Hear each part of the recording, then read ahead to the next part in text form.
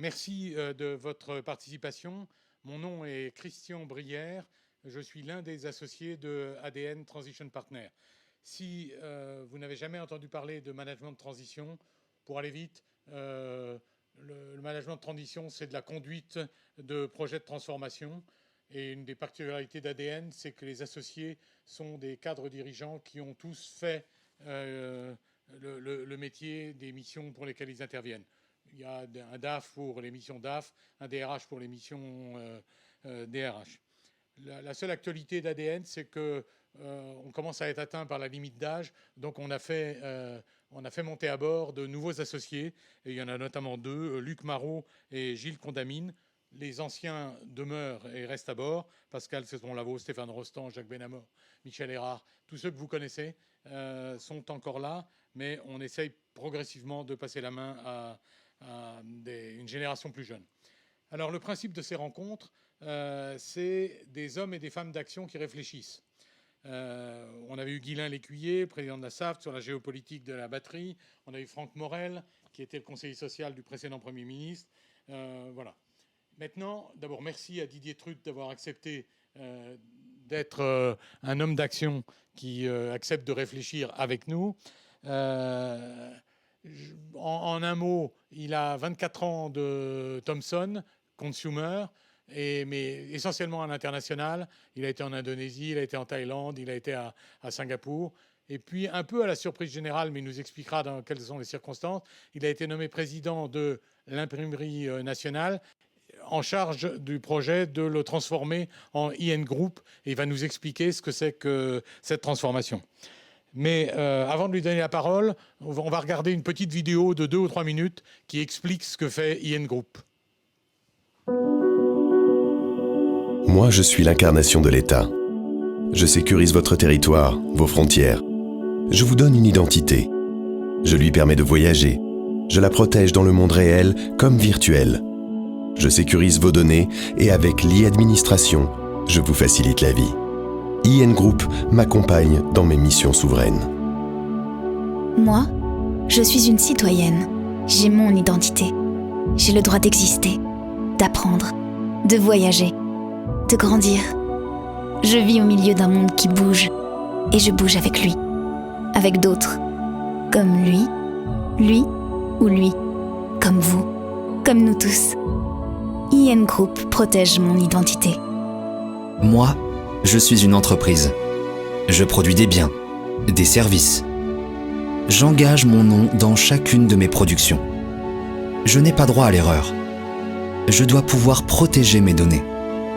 J'ai le devoir de sécuriser mon outil de travail, mes bâtiments, mes collaborateurs. IN Group me permet de préserver mon intégrité. État, Citoyen, Entreprise, 500 ans d'expérience. partenaire de 28 États dans le monde. un des leaders mondiaux de l'identité et des services sécurisés. Proposant des offres globales et intégrées. Au quotidien, IN Group est présent auprès de tous et facilite nos vies en sécurisant nos identités. IN Group contribue à faire valoir pour chacun le droit d'être soi. IN Group, le droit d'être soi.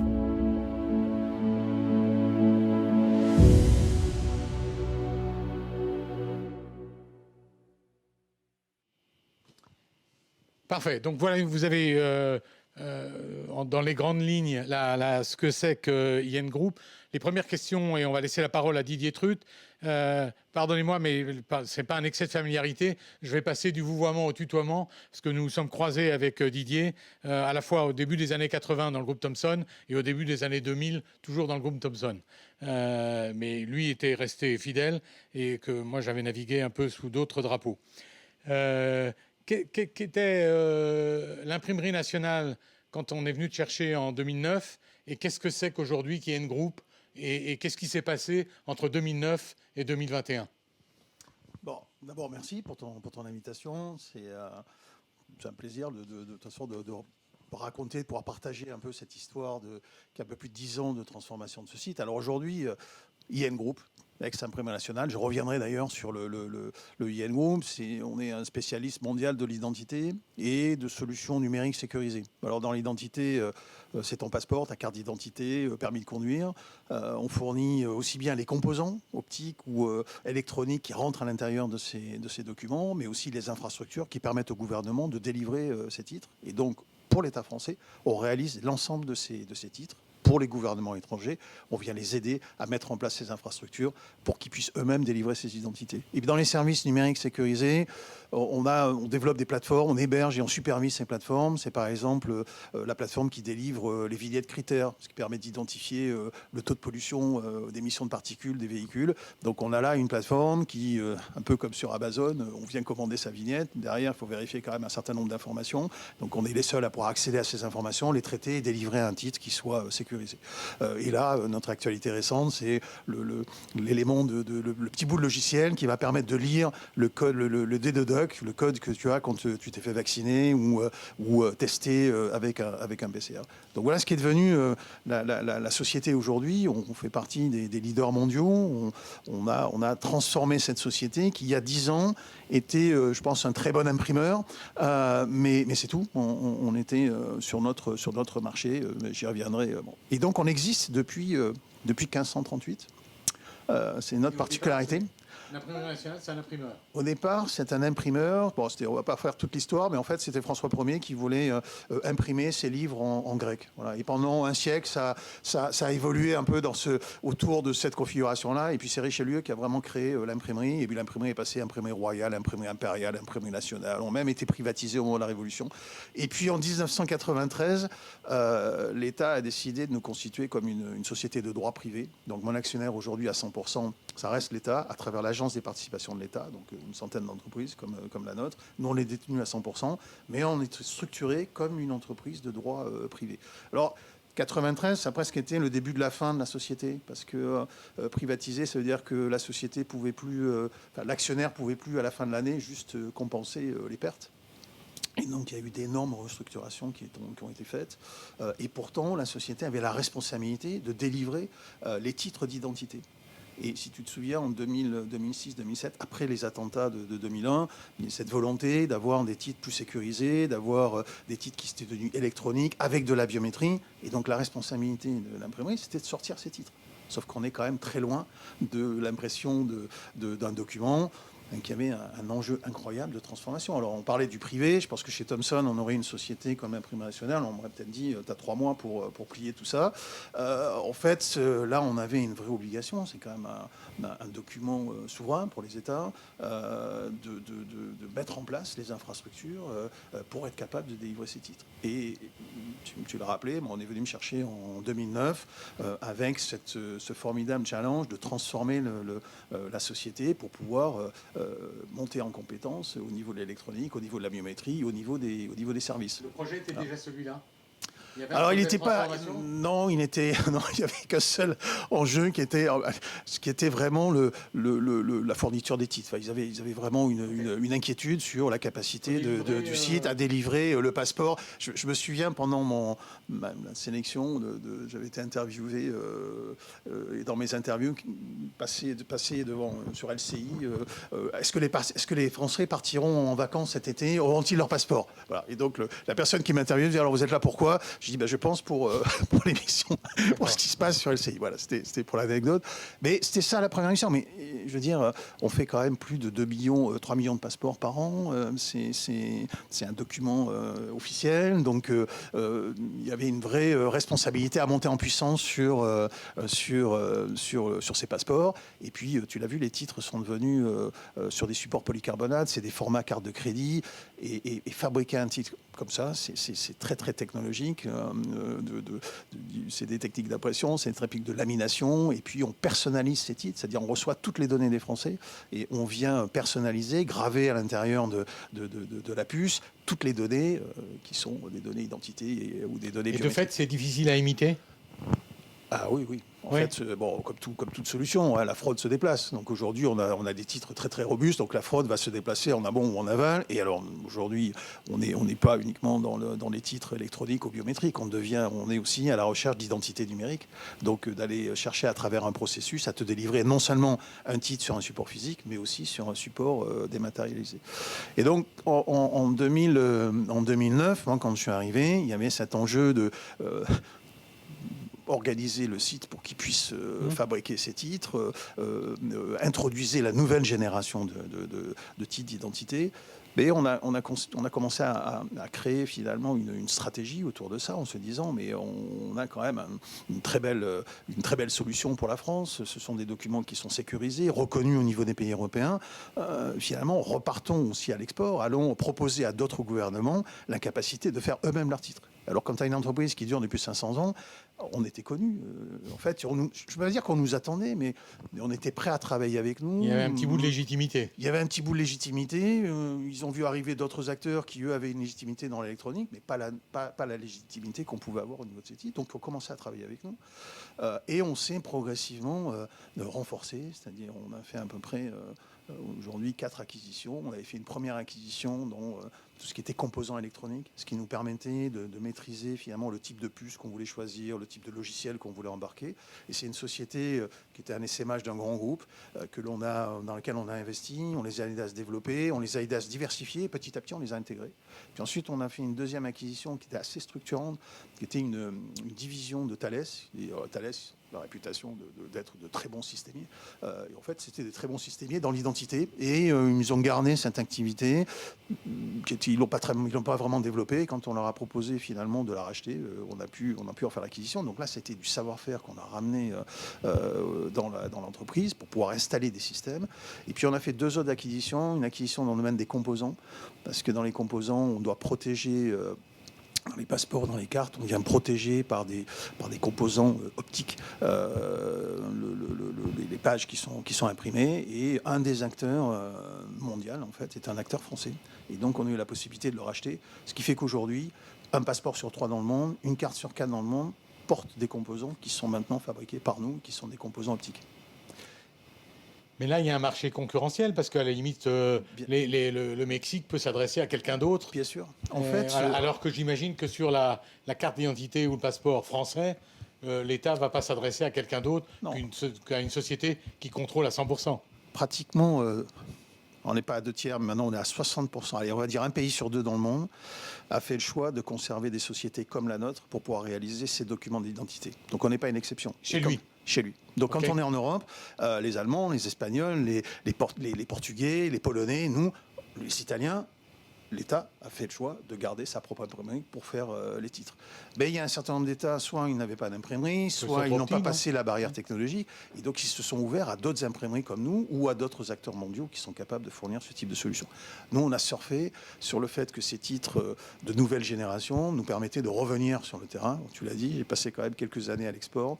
Je fais partie de ceux qui sont convaincus, quand tu vends une solution chez toi, dans ton marché domestique, tu peux aller la vendre à l'extérieur. C'est ce qu'on a fait, on a été reconnu et on s'est déployé. Et à travers la dernière acquisition, c'est la volonté aussi d'avoir une dimension plus européenne. Donc on est allé faire l'acquisition d'une société suédoise, allemande, dans le domaine digital. Donc un pur natif dans le digital qui nous amène une dimension européenne que l'on n'avait pas forcément. On était plutôt France vers l'export. Et donc à travers ces 4 acquisitions, on a légitimé notre position sur ce marché.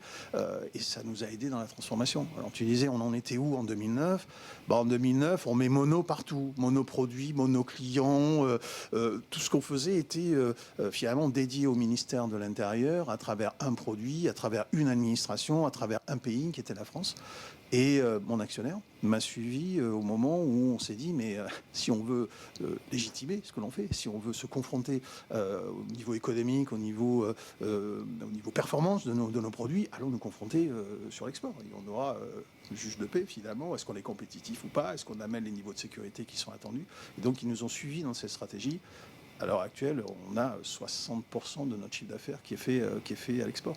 On travaille avec sur des marchés concurrentiels. Sur des marchés concurrentiels. On aide à peu près une trentaine de gouvernements qui ont choisi de travailler avec nous pour moderniser leurs titres et aujourd'hui même délivrer une identité numérique. Et on commercialise nos solutions dans plus d'une centaine de pays. Donc voilà un peu l'évolution en 10 ans de la société. Mais tu en parles comme une entreprise normale sur le secteur concurrentiel. Mais jamais on a essayé de te refiler un préfet ou un ambassadeur en disant ça va vous aider à vous développer. Ou je sais pas, il y a peut-être des problèmes diplomatiques parfois. Je veux dire que il peut y avoir des discussions d'État à État. Ou je parle d'un préfet parce que ministère de l'Intérieur. C'est intéressant parce que dans ma... Tu parlais de notre... choix de tes collaborateurs ? Ah, totalement. Alors, on est vraiment on fonctionne comme une société de droit privé. Mais ce qui est intéressant, c'est, moi je m'en suis pas rendu compte au départ, c'est qu'on adresse aussi bien le secteur privé que le secteur public. Et donc le secteur public, ça a ses codes, ça a une façon de travailler. Ça. Et donc il faut aussi avoir des collaborateurs qui savent travailler dans cet environnement-là. Et nous, au départ, on était très privé, très techno, on regardait la productivité, on regardait la performance. Mais on a vite compris qu'il fallait trouver la façon dont on devait parler à l'administration, supporter l'administration. C'est exactement ça. Okay. Et donc on a un peu ces deux casquettes. Et effectivement, on est libre dans nos recrutements, mais on a un mix de recrutement, même au niveau du conseil d'administration. On a un équilibre autour de la table, entre des acteurs purement privés, du monde du télécom, du monde du digital, mais aussi du monde du secteur public, ce qui nous permet d'avoir une bonne équilibre. Le conseil d'administration, c'est comme dans les entreprises du secteur public, c'est un tiers de représentants de l'État, un tiers de personnalités qualifiées et un tiers de représentants des salariés. Alors c'était comme ça. Ça, c'est la loi de juillet ça a été comme 83. Ça. Ça a évolué avec l'ordonnance de 2014 et qui nous permet maintenant d'abord d'avoir toujours ces ratios, mais avec on va dire des conseils adaptés à la taille de l'entreprise. Et il y a plus de souplesse. Il y a un peu plus de souplesse. Il n'y a qu'un seul représentant de l'État, enfin représentant de l'actionnaire. Ensuite, les autres administrateurs sont nommés par l'Assemblée et peuvent être issus, alors soit indépendants, soit au titre de l'État, mais avec des profils beaucoup plus variés que ce qu'on pouvait avoir il y a quelques années. Ce qui fait que, notamment dans la transformation de l'entreprise, c'est très important d'avoir des gens qui pouvaient nous éclairer sur le secteur de la banque, sur le secteur du digital, sur le secteur de telco, et on a un conseil de très bonne facture à ce sujet.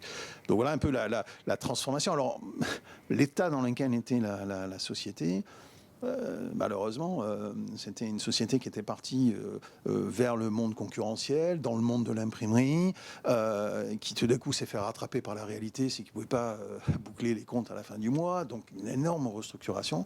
Et moi, je suis arrivé à ce moment-là avec cette obligation finalement de résultats sur les produits. Il fallait absolument sortir les produits. Alors certains me disaient, bon, secteur public, tu avais le temps.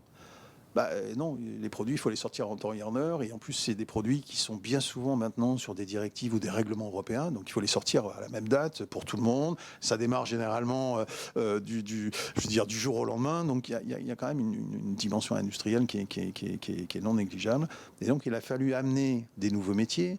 Il a fallu faire accepter dans une société qui était fortement syndicalisée. Enfin, quand on parle de l'imprimerie nationale, c'était une société qui avait la réputation quand même d'avoir des représentants syndicaux assez forts. Hein. C'était des représentants du livre. Voilà.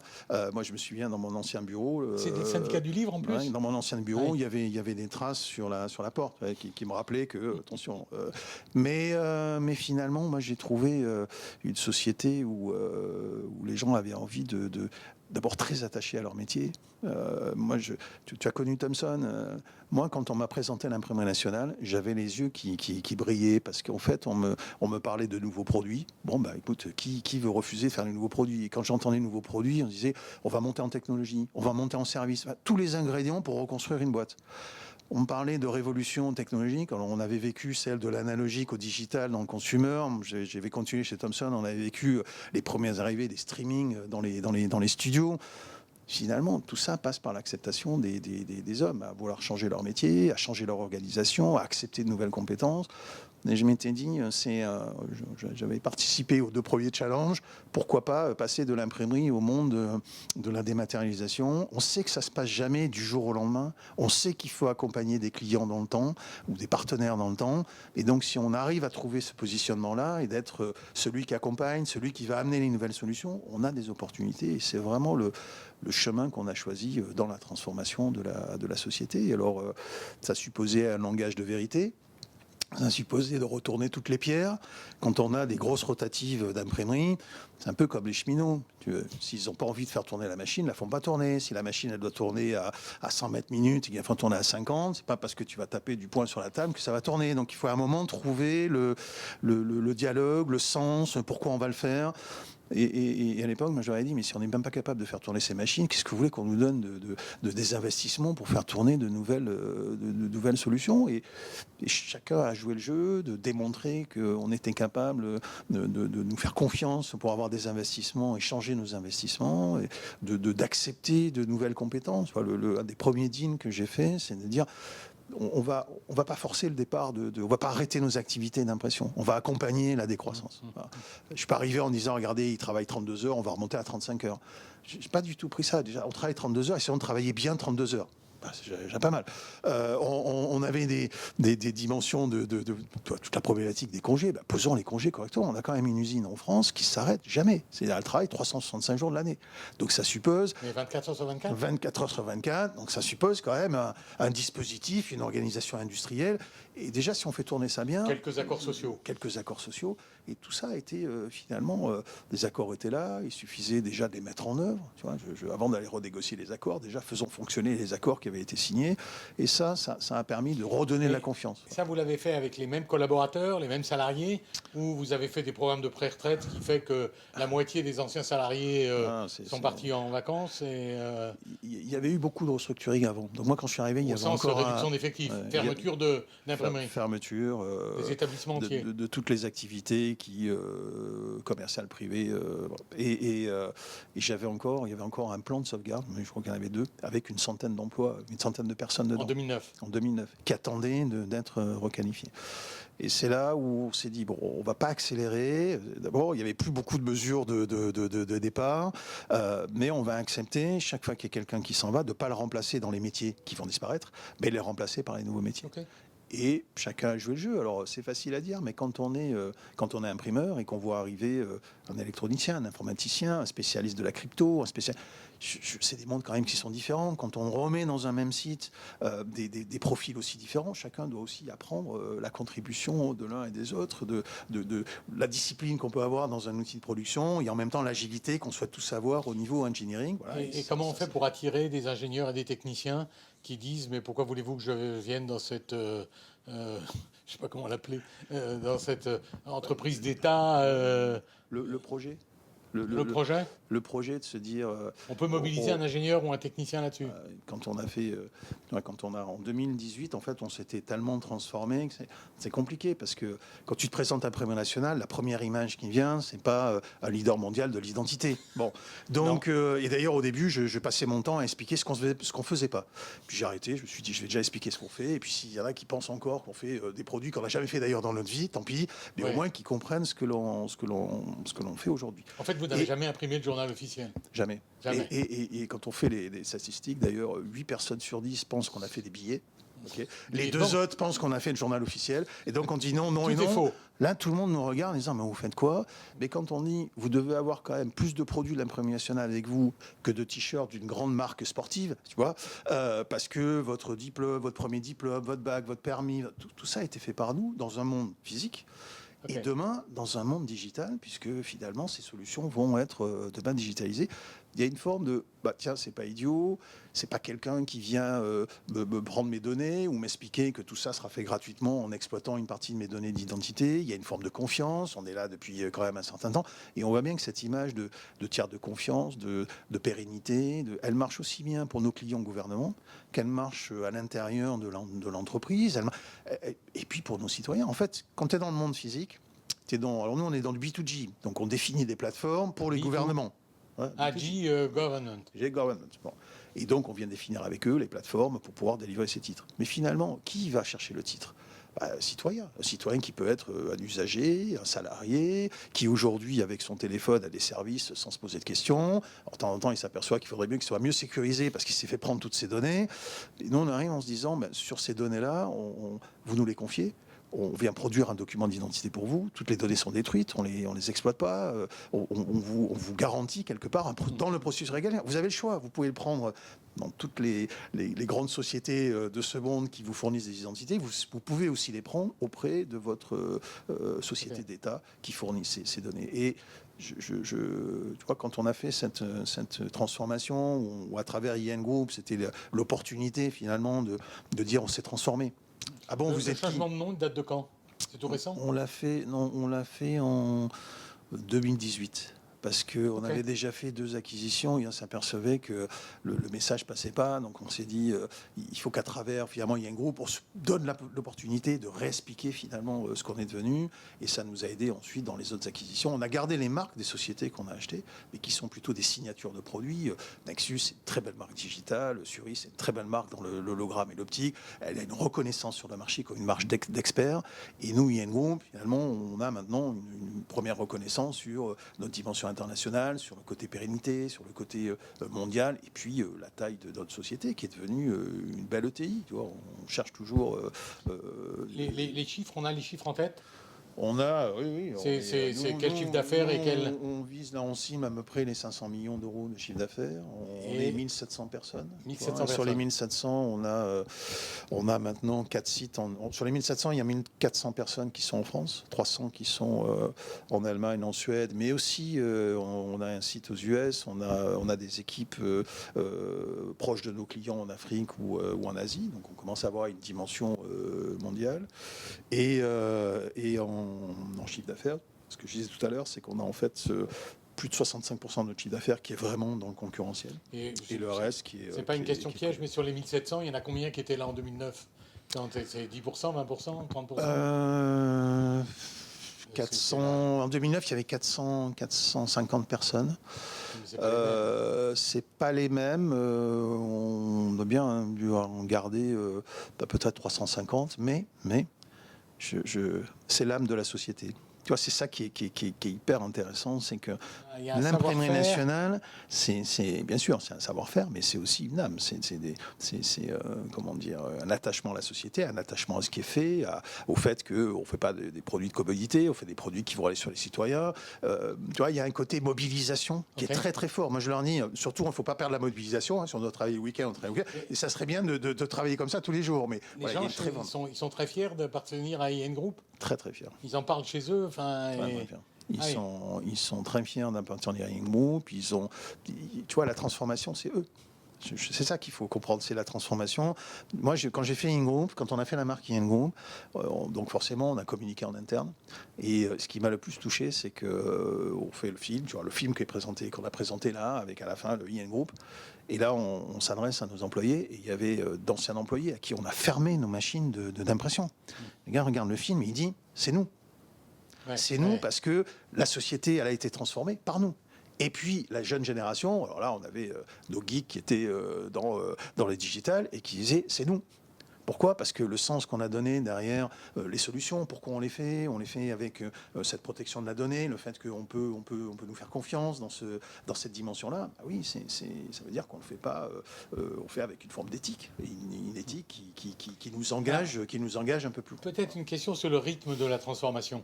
Est-ce qu'il y avait des contraintes? Parce qu'à chaque fois, tu nous dis, avec beaucoup de subtilité, on a pris le temps d'expliquer, c'est pas parce qu'ils étaient à 32 heures, on leur a pas dit tout de suite d'aller à 35 heures, etc., etc. Autant faire bien les 32 heures, puis on verra un jour si on passe à autre chose. Est-ce qu'il y avait une contrainte de temps, ou est-ce que vous, le compte de résultat était tel il était urgent de limiter les pertes, ou vous aviez le temps de transformer l'organisation au rythme auquel le corps social pouvait accepter la transformation?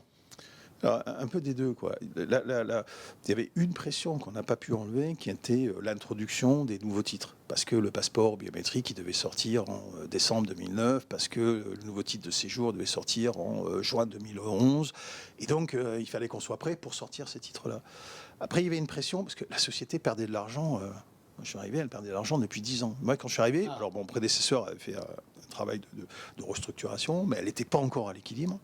Et tu vois, en tant que bon président, j'aurais pu faire quelques provisions en arrivant pour les années futures, mais il y avait un manque il y avait une vraie défiance dans la société. Enfin, plus personne croyait au plan qui avait été présenté, plus personne ne croyait au futur. Et quand je suis arrivé... Il y avait un chèque du ministre des Finances à la fin de l'année qui équilibrait le compte de résultat? Non, on était vraiment très très limite. On allait voir le banquier. Ils avaient fait un plan de sauvegarde et donc il y avait eu à un moment justement la capacité pour l'État de remettre une fois au pot, puis après il fallait se débrouiller. Donc c'était très très très limite. Mais tu es à la limite financière et puis tu as le message que tu passes derrière cette limite financière. Moi, quand tu penses que c'est une société qui a plus de 500 ans et que le rating de la Banque de France nous positionnait comme quelqu'un qui n'était pas solvable, tu te dis, il y a quand même un problème. Et à l'intérieur de la société... Que va dire ma belle-mère? Moi, j'avais fait le choix, on avait fait le choix avec le COMEX de l'époque de se dire, on va combler cet écart. Et même si c'est 30 000 euros de profit, on fera 30 000 euros. C'est ce qu'on a fait. Et tout d'un coup, c'était la capacité de se dire, tu le sais très bien, d'atteindre un objectif ensemble, de se dire, on a dit qu'on faisait ça, on l'a fait. Et donc de reconstruire, j'allais dire brique par brique. Il a fallu combien d'années pour le retour à l'équilibre? En fait, assez rapidement, on a passé la barre des zéros pratiquement la première année sur la base de restructuring parce que la mise en place d'une structure d'achat, parce que on a des grands fournisseurs de puces, des grands fournisseurs d'OS qui venaient nous expliquer la vie, mais bon, on était aussi de consommateurs. Donc, dis-moi, vous m'expliquez la vie, mettez-moi déjà des reconstitutions de stock, mettez-moi 3 jours de stock du planning automatique, je vais pouvoir diminuer tous mes coûts. On abusait aussi un peu, hein, tu sais, c'est les clients, quand tu n'es pas en bonne santé, t'enfermes dans ton métier d'avant. Faites bien, le nouveau, on le fait avec quelqu'un d'autre. Et puis tes fournisseurs, finalement, se disent que tu n'es peut-être pas le gagnant de demain. Donc, ils privilégient d'autres fournisseurs. Mais dès que tu bascules, dès que tu redonnes confiance, dès que tu dis que tiens, la confiance revient. Et ça a décuplé la capacité, finalement, de redresser la société. Encore une fois, quand mon actionnaire nous a permis d'aller à l'export, ça voulait dire aborder pas uniquement sur le marché français parce qu'on est une société protégée sur son marché pour l'État français. Non, on pouvait repartir, puis montrer que ce qu'on faisait pour l'État français, c'était assez compétitif, puisqu'on arrivait à le vendre à l'étranger, et plus que compétitif, ça participait à la transformation du niveau de sécurité de l'État. Donc, c'est en ce sens-là que le cercle a été vertueux, mais sur un timing qu'on pouvait contrôler. Ce qu'on ne pouvait pas contrôler, et là, l'impression était assez forte, c'était de sortir les titres au moment où on devait les sortir, pas uniquement au moment où on était prêt. Voilà, je simplifie un peu. Ok. Et maintenant, là, je veux dire, au jour d'aujourd'hui, je veux dire que c'est sur des roulettes ou c'est quoi les 5 prochaines années? Je sais pas, quel ton prochain mandat, il se termine quand? Alors, on avait fait un plan. Non, mais c'est mon 3e mandat, donc. Mais celui-là est parti de 2020 donc jusqu'en 2024, donc il y a un petit peu de temps. Okay. Et donc on avait englobé, on avait fait un premier plan notre dernier plan qui était Odyssée 2020. Et là, on est reparti sur un plan qu'on a appelé Odyssée 2025. Alors, le plan Odyssée 2020, il était autour de la convergence. Il était autour de la convergence entre le télécom, le bancaire, l'identité. Il était dans faire rentrer dans la société les services et le hardware. Là, il est définitivement dans le digital. Il est centré beaucoup plus sur l'Europe, il est centré sur nos plateformes de services et de sécurité, puis il est à la fois pour le secteur public, mais aussi pour le secteur privé.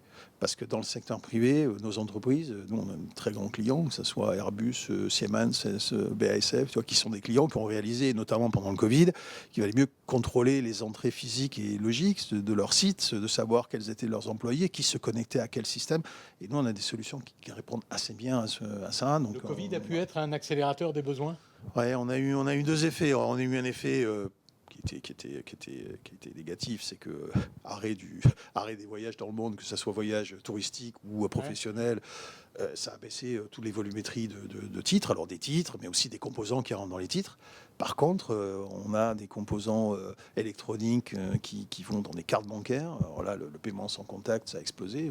On a eu plus de 10% de croissance de nos activités en 2020 par rapport à 2019 sur ces activités-là. La partie digitale, c'est-à-dire tout ce qui est solution de contrôle d'accès, il y a vraiment une prise de conscience des sociétés. Il y a des équipements, les équipements sont connectés les uns avec les autres, oui, à condition que ce soit le bon équipement qui fonctionne avec le bon serveur, au bon endroit. Et comme les équipements sont arrêtés, ils ont été relocalisés, tout d'un coup, une prise de conscience du besoin d'identifier ces équipements, de les faire connecter ensemble de manière sécurisée. Et la même chose pour les hommes et les femmes qui rentrent dans les usines. Donc là, on a un vrai vecteur, une vraie accélération. Et puis l'accélération digitale. Le passeport vaccinal dont tout le monde parle. Okay, c'est pas un passeport papier comme on avait quand on voyageait dans le temps avec le tampon fièvre jaune, quoi. Non, ça va être quelque chose qui sera totalement dématérialisé. D'ailleurs, c'est dématérialisé. Oui. Le passeport digital, ça sera comme En fait, on parle de passeport digital, c'est exactement ce qu'on a sur le Covid. En fait, on va chez peu importe, son médecin pour être testé ou pour être vacciné. On ressort avec un code. Ce code, on peut le porter dans son téléphone. Si on ne veut pas, d'ailleurs, on l'a sur son papier. Et puis ensuite, il y a quelqu'un qui va lire et qui va obtenir les informations de est-ce que c'est le bon vaccin, il a été pris au bon moment, donc vous pouvez voyager ou pas, ou bien ils avaient été testés, mais vous êtes négatif, vous ne pouvez pas voyager. Donc on est dans une dimension et une offre totalement digitale, totalement sécurisée. Passage, qu'est-ce qu'on fait du paysan berrichon ou du marin breton de plus de 80 ans qui a inégalement accès? Parce que c'est un vrai sujet quand même. Tu m'expliques que le passeport vaccinal, tout le monde va l'avoir. Je comprends que mes enfants et mes petits-enfants, oui, ils jouent avec ça. Mais qu'est-ce qui se passe du monsieur de Culan ou Montluçon qui a plus de 80 ans? Justement, c'est justement là où la société peut-être prend tout son sens, c'est que nous, on doit avoir des solutions qui soient inclusives, qui doivent fonctionner pour des publics différents. Des publics différents, des âges différents. C'est ça l'âme. Et donc, c'est ça l'âme de d'IN Group, c'est un petit côté service public. Moi, je veux dire, nous, on travaille pour l'État. L'État veut fournir des identités à ses citoyens. On doit imaginer une solution qui ne réponde pas uniquement à la génération des 18-30 ans ou des 25 ans. Et pas non plus à la génération des plus seniors. Donc, il faut que ça soit inclusif. Et il y a des solutions qui s'adaptent. D'ailleurs, ce n'est pas forcément qu'une question d'âge, c'est aussi une question de familiarité ou de compréhension du monde digital. Donc, il y en a qui sont plus à l'aise avec le mobile, parce que tout de suite, ils ont adopté la solution sur le mobile. Il y en a d'autres qui restent très, très papier. Et donc, on couvre bien. Et à chaque fois, vous savez réserver toutes les hypothèses. Oui, on couvre les deux. Et on le voit dans nos plateformes digitales. On a des plateformes où donc un certain nombre d'usagers se connectent. 85%, ça se connecte en digital. Les 15% qui n'arrivent pas à se connecter, c'est là où on a besoin un peu d'assistance. Ils ne veulent pas passer par l'outil digital, ils veulent passer par l'outil physique. Mais enfin, déjà, 85%, il y a quand même une grande partie de la population qui a adopté ces outils. Donc la fracture digitale, c'est intéressant parce que, rappelle-toi, quand tu voulais faire un service administratif, on ne parlait pas de fracture digitale, mais enfin, il fallait quand même le comprendre, le CERFA, pour le remplir et faire une dimension. Donc, quand on revient dans le monde digital, si on fait la même chose, on aura le même service que quand on était au niveau papier. Mais si le digital, finalement, simplifie, en 3 clics, tu arrives à avoir tes informations, tu as une dynamique qui s'inscrit et qui facilite, finalement, l'adoption de ces outils. Donc, non, on est très soucieux de la partie inclusive, on est très soucieux de la partie protection des données. C'est ce qui nous détache et on n'est pas... Voilà, il y a d'autres sociétés. On peut prendre dans de grandes sociétés parmi les GAFAM, pour ne pas les noter, du numérique. Mais en même temps, si tu as le choix d'une société qui te donne tes identités depuis des années dans le monde digital, certains de nos compatriotes font ce choix. Par 2 fois, tu as utilisé le concept d'âme. Je veux bien croire que un DRH a tendance à dire que c'est une culture. Il y a une culture d'entreprise, il y a une culture IN Group. J'aime bien l'âme, mais ça existe encore? Ah oui. Ouais. Je suis. On a une ETI. C'est la fierté, quoi. Ouais. On a une ETI. Et ce qui Tu vois, nos acquisitions, à chaque fois, à travers les acquisitions, peut-être une centaine ou de 200 personnes qui nous rejoignaient. Donc tu t'amènes tout d'un coup une autre culture. Ils ont une autre Et là, histoire, une voilà, autre et culture. l'idée, c'était quand même de déplacer un petit peu, d'accélérer finalement la transformation. OK, d'accélérer la transformation parce qu'ils avaient des compétences pour aller à l'export, ils avaient des compétences dans l'électronique. Mais la capacité de garder, de faire ces solutions, de la singularité qu'on a dans nos positionnements, ça c'est Yin Group et c'est bien ces valeurs-là, cet ADN-là qu'on veut avoir au niveau du groupe. Et on a pris à chaque fois le temps de partager qui on était, c'était quoi nos valeurs. On n'a pas parlé de la raison d'être. Raison d'être au sein d'une entreprise publique, c'est maintenant dans les statuts de la société. Donc moi, je l'ai fait voter à mon conseil d'administration et ensuite, c'est passé en AG, c'est maintenant dans les statuts de la société. C'est ça qui nous donne la question, le droit d'être soi, ou c'est la réponse à ça? Oui et non, ça nous a bien Parce que aidé, c'est le un peu droit d'être abstrait, ça, soi. quand même, le droit d'être soi. Alors, si tu veux, quand tu regardes notre métier aujourd'hui, tu te dis, mais en fait, on traite énormément de données. Chaque fois qu'on fait un titre, c'est des données d'identité, c'est des données de biométrie, et finalement, ces données, il faut les traiter pour l'objet qu'on nous a donné, qui peut être la fabrication d'un passeport ou d'une carte, et puis ensuite, on vient détruire ces données. Mais dans ce positionnement-là, nous, on se dit, mais on doit protéger ces données, on doit s'assurer que ces données, elles soient RGPD compatibles. Nous, quand le RGPD est arrivé, pour te donner une idée, le RGPD est arrivé le 25... Je ne suis pas sûr que tous nos auditeurs sont familiarisés C'est avec le règlement RGPD. européen sur la protection des Données personnelles. Alors avant, on avait la CNIL chez nous, une CNIL européenne, puis il y avait ce règlement qui se mettait en place derrière les données personnelles. Je crois que j'ai fait une émission sur RTL, le Grande Écoute, pour aller, nous, imprimer national, expliquer ce qu'était la RGPD. Mais c'est quand même un règlement qui protège nos États européens, nos citoyens, du fait qu'on ne va pas quand même prendre leurs données. Et aujourd'hui, quelque part, c'est un standard qui, alors, on vient nous attaquer en nous disant mais ça va être un frein à l'innovation, ça va être... Je pense que plus on avance et plus on se rend compte que quand même protéger nos données personnelles, on veut plus avoir de reconnaissance faciale, on veut plus être tracé, on veut plus être géolocalisé, et donc on a ce standard. Nous, on n'est au cœur de ce standard-là. Le droit d'être soi, c'est le droit de pouvoir disposer quand même de ces données. Avant de passer aux questions posées par les participants, c'est que les gens peuvent poser des questions. Moi, j'avais une question sur le recrutement. On arrive à attirer des ingénieurs, des techniciens sans problème, ou sans comme problème, tous les employeurs, sans tu problème. vas te plaindre à la NPE locale en disant j'ai des besoins et je trouve pas les gens qui veulent venir bosser. Alors, on a, de par nos solutions, on fait appel en plus des expertises dans le développement. Alors, on veut des ingénieurs avec la méthode agile, on veut qu'ils soient top-notch sur Android, sur iOS. Donc, on va chercher quand même des compétences que tout le monde va chercher. Okay. Alors, pourquoi ils viennent chez nous? Ben, parce qu'on a un projet. Parce qu'on est peut-être une forme d'éthique aussi. Quand on est derrière le droit d'être soi ou derrière notre raison d'être, on revendique quand même une façon de développer. Et on voit, on a pas mal de prestataires qui viennent chez nous et qui s'inscrivent ensuite chez nous parce qu'il y a ce projet. Voilà. Alors, il n'y a pas que des projets intéressants, mais ça participe énormément et au recrutement et à les conserver chez nous. Et tu peux les payer au prix du marché? Alors là, on est vraiment une société de droit privé. Enfin, donc, ingénieur votant. Beaucoup aimeraient encore que je puisse impliquer les grilles que l'on a pris aux agents, mais on n'est plus une administration. Okay. Donc on peut vraiment. Alors après, bien sûr que c'est pas du tout les mêmes politiques salariales. Le chef d'orchestre est totalement manœuvrant. Ouais. Okay. Ouais. Alors là, j'ai quelques questions. Certaines montrent qu'il y a, je vois la dernière que je ne vais pas te poser, mais et les billets de banque, c'est fini. Ça n'a jamais été le cas. Mais tu as répondu en J'ai passant. répondu. Tu sais qu'on a fait on avait une toute petite période, on a fait des assignats. On les a ressentis.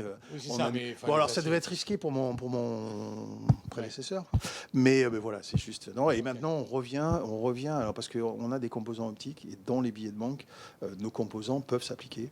Et on a de belles références et on va continuer à pénétrer ce marché-là parce que c'est contre-intuitif. Mais aujourd'hui, le marché des billets se développe. Un composant du billet de banque à la sécurisation. C'est ça, qui sécurise le des fils. Alors au hasard des questions qu'on me transmet. Pourquoi avoir choisi le slogan « Le droit d'être soi » ?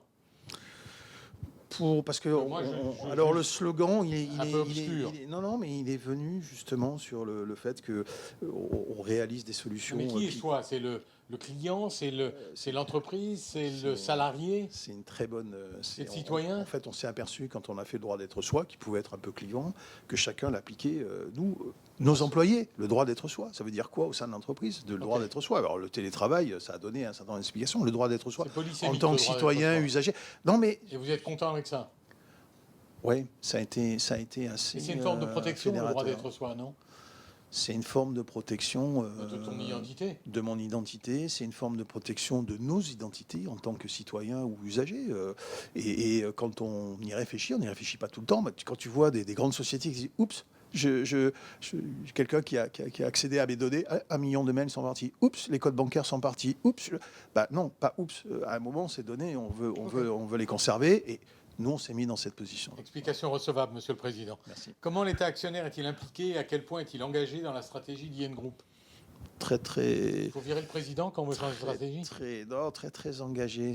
Bon, d'abord, au départ, la société était quand même dans une position assez fragile. Donc, le fait de la redresser, le fait de servir déjà les administrations, et que ça soit reconnu, pas plus crédible. Et quand on a fait des choix de stratégie, finalement, est-ce qu'on restait replié sur notre marché ou est-ce qu'on pouvait aller à l'extérieur? On a suivi. Quand on a voulu se développer, il fallait prendre des risques pour l'acheter. Alors, on va emprunter, on va voir nos banquiers, on va voir. Il y a un comité stratégique comme il y en avait un chez Thomson? Oui. En fait, mon conseil d'administration, j'ai un comité d'audit, bien sûr, un comité stratégique, un comité d'offres, un comité GRSE.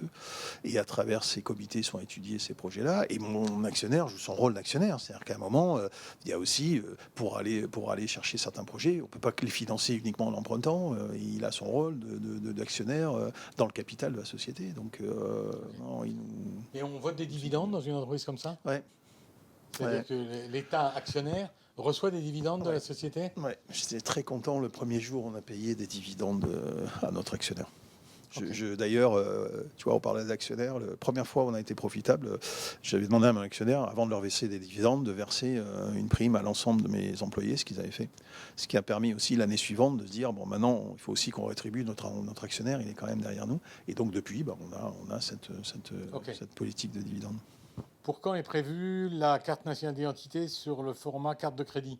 Ça y est, on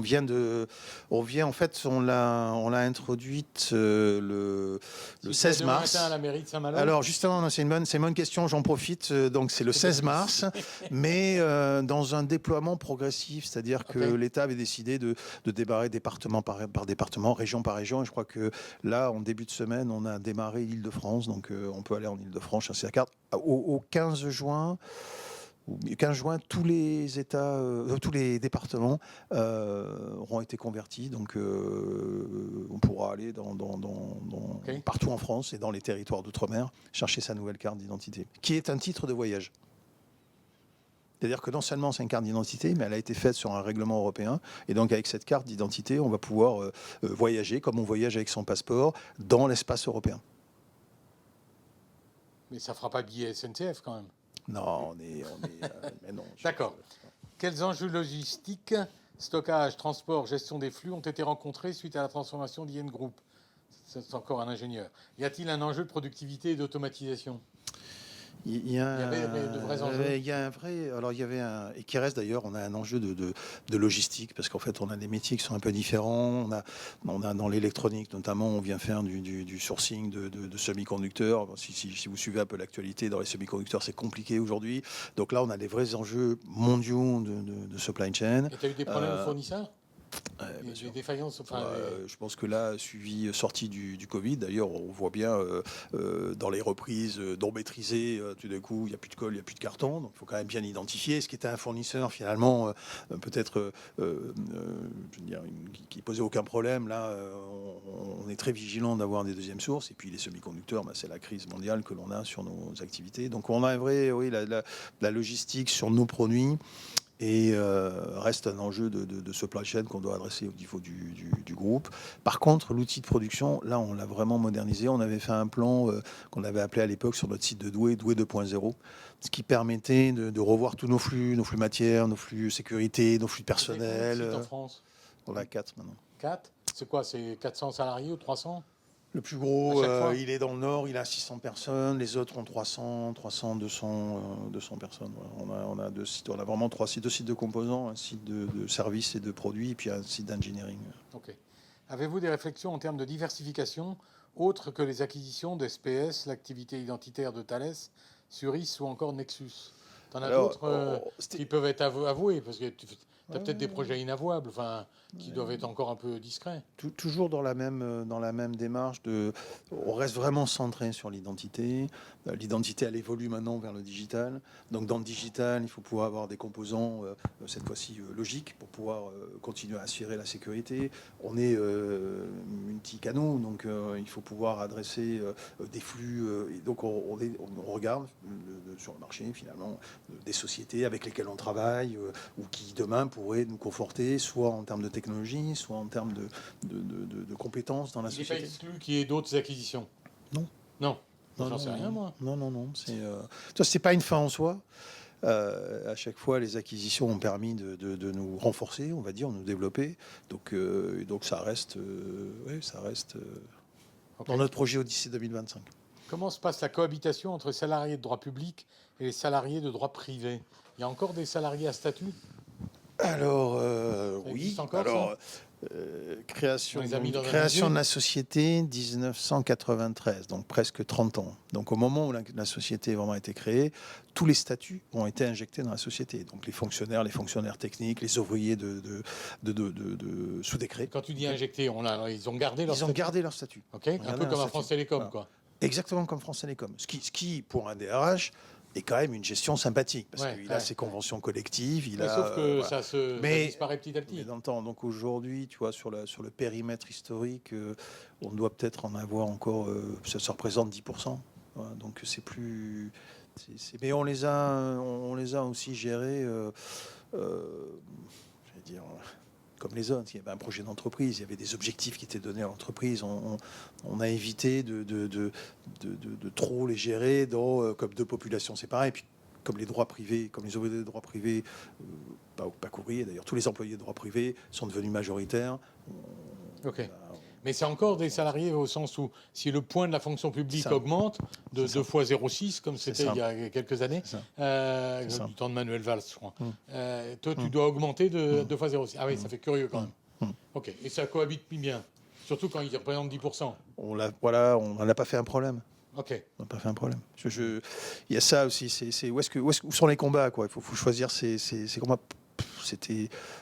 Je veux dire, c'est comme ça, ça fait partie de l'héritage, donc on le gère correctement et on leur demande finalement, pour ceux qui avaient encore 20 ans d'espérance professionnelle, d'apprendre un nouveau boulot, on va les aider, ils n'auront pas le niveau de productivité, c'est pas grave, ça coûte moins cher quand même que de restructurer, et ça c'était un discours assez fort. Il y a un peu dans ton discours l'idée que ça ne sert à rien d'affronter les obstacles ou les résistances de face. Il faut combiner avec. On ne va pas faire la révolution parce qu'il y a 10% des salariés de statut public, et ben ils le gardent et puis ça meurt petit à petit. Au fur et à mesure qu'ils partent à la retraite. C'est pas éviter, c'est de se dire, tu vois ce que je disais sur les 32 heures finalement. Quand tu prends 32 heures et que tu t'aperçois que tu travailles que n'importe quoi 25 heures, est-ce que ton combat c'est d'aller négocier pour passer à 35 heures ou est-ce que ton combat c'est de faire ton boulot qui est d'animer finalement les équipes pour faire 32 heures. Voilà, c'est ce combat-là. Est-ce que en accélérant finalement l'arrêt des activités et donc en mettant des gens en difficulté, tu vas gagner, est-ce que ton compte de profitabilité va augmenter? Pas forcément, parce qu'il va falloir que tu traites ça, alors que finalement, ces personnes-là, si tu les accompagnes, elles ne coûtent pas d'argent, mais tu gardes mobilisée toute une population sur les nouveaux projets. Et donc, ta bande passante, elle est sur les nouveaux projets. Elle est pour pouvoir expliquer ce que ces nouveaux projets vont créer comme métier demain. Et ça a fédéré. On a mobilisé nos employés, qu'ils soient cadres ou ouvriers, derrière ce message-là. Et quand tu présentes à ton CSE des acquisitions, les votes sont faits à l'unanimité.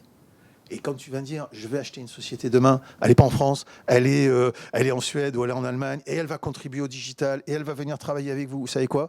Il va falloir que maintenant on travaille en anglais, on le fait ou on le fait pas, c'est voté à l'unanimité. Donc voilà, ça vaut beaucoup plus qu'une partie de choix qu'on aurait pu faire, de restructuration qui, à mon avis... En fait, tu as gardé les réflexes d'un opérationnel. Et donc, en disant, c'est peut-être pas la peine d'engager des combats idéologiques ou des problèmes de principe. On regarde comment on peut s'accommoder de la réalité, l'améliorer, et voilà. C'est un peu la différence entre le possible et le souhaitable, quoi. C'est ça. C'est un peu ça. C'est ça. Non, mais moi, je suis plutôt favorablement impressionné. Alors, moi, j'avais encore une question, mais ce sera peut-être la dernière, parce qu'on s'était donné 1 heure pour cet entretien. C'est qu'est-ce que toi, tu as appris en 12 ans que tu ne savais pas il y a 12 ans? C'est-à-dire, en quoi? Non pas comment tu t'es enrichi, mais qu'est-ce que tu sais de plus que tu ne savais pas il y a... parce que, bon, tu as quand même quelques heures de vol derrière toi, 24-30 Thomson, l'Indonésie, Singapour, la Thaïlande, enfin bref, et quelques usines en France, si mes souvenirs sont bons. Et puis, tu t'es occupé des tubes chez Thomson, tu as vendu les tubes à un Indien, enfin bref, tu as roulé un peu ta bosse. Et qu'est-ce que tu sais maintenant que tu ne savais pas il y a 12 ans? C'est peut-être ce qui m'a attiré aussi l'imprimerie nationale, le secteur public. Moi, je ne connaissais pas vraiment. On était assez présent et reconnu, l'imprimerie nationale, dans le passé en Afrique. Moi, ce n'était pas un continent que j'avais pratiqué. Ouais. Le côté imprimerie nationale, ce n'est pas des produits de commodité. Donc, tu as quand même des relations, des interfaces avec des gens de qualité. Et puis, ça a une dimension ETI.